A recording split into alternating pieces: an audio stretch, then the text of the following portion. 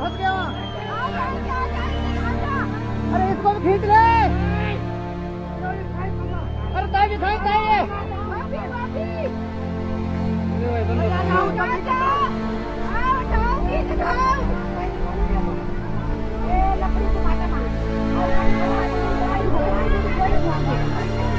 अरे यार।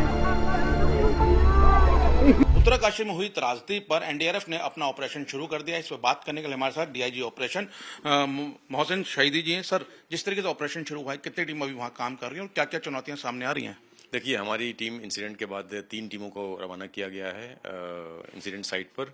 एक मनेरा से जो उत्तरकाशी में है, बरकोट से ये टीमें 4 धाम यात्रा के लिए तैनात थी, वहाँ से उनको डाइवर्ट किया गया है। इसके अलावा देहरादून से एक टीम गई है और 2 टीमें हमारी एडिशनल रिजर्व रखी गई है, रेडीनेस में है देहरादून एयरपोर्ट पर एयरलिफ्ट के लिए। हालांकि वहाँ पर अभी मौसम बाधित बताया जा रहा है।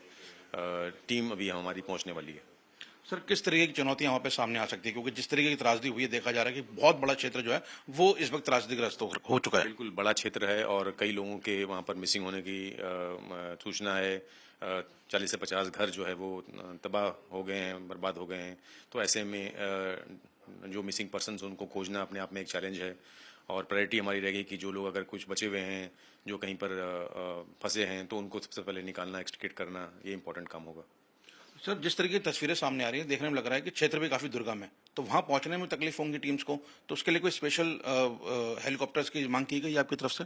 अभी हमारी टीम्स बाई रोड गई हैं वहाँ पर, और 3 टीमें और 2 टीमें वहाँ पर रखी गई हैं, जैसा मैंने बताया आपको देहरादून में, वो एयरलिफ्ट करने के लिए। तो जैसे ही मौसम खुलेगा तो वो एयरलिफ्ट वहाँ से हो जाएंगी। उससे पहले हमारी जो रोड बाई रोड टीमें भेजी गई हैं वो पहुँच जाएंगी और कार्रवाई शुरू हो जाएगी। सर, क्या दिल्ली की तरफ से भी टीम्स गई हैं? दिल्ली से हमारे जो कैडेवर डॉग्स हैं, जो ट्रेन डॉग्स हैं, उनको भेजा गया है।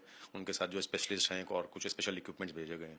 सर, इस तरीके की त्रासदी आमतौर पर देखी जाएगी, कई बार बादल फटते हैं, इतनी बड़ी नहीं होती लेकिन छोटी होती हैं। क्या किस तरीके से ऑपरेशन स्टार्ट होता है, किस तरीके से चुनौतियां वहां सामने आती हैं और पहली स्टेज क्या रहेगी सर ऑपरेशन की? देखिए, बिल्कुल बड़ा क्षेत्र होता है और जो डबरी होता है उसमें फ़ौरन आप अंदर जा नहीं सकते हैं, क्योंकि उसका डेप्थ होता है।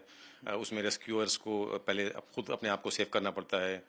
रोप रेस्क्यू का इस्तेमाल किया जाता है, इक्विपमेंट्स का इस्तेमाल करते हैं विक्टिम्स को आइडेंटिफाई करने के लिए।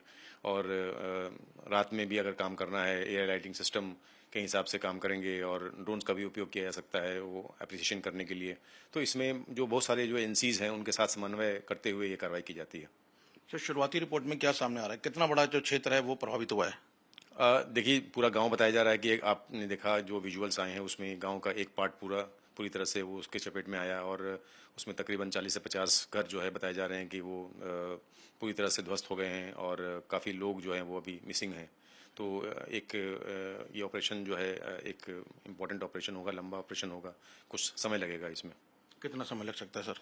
ये कहना मुश्किल होगा, क्योंकि एक बार एप्रिसिएशन पूरा होगा और जिस तरह से अभी और टीमें भी हैं वहाँ पर पहुँचेंगी, तो वो एक हमारे लिए एडवांटेज होगा कि जो पूरा एरिया है उसको डिवाइड करते हुए और बांट करते हुए जो सारी टीमें हैं वो मिलकर काम करेंगी।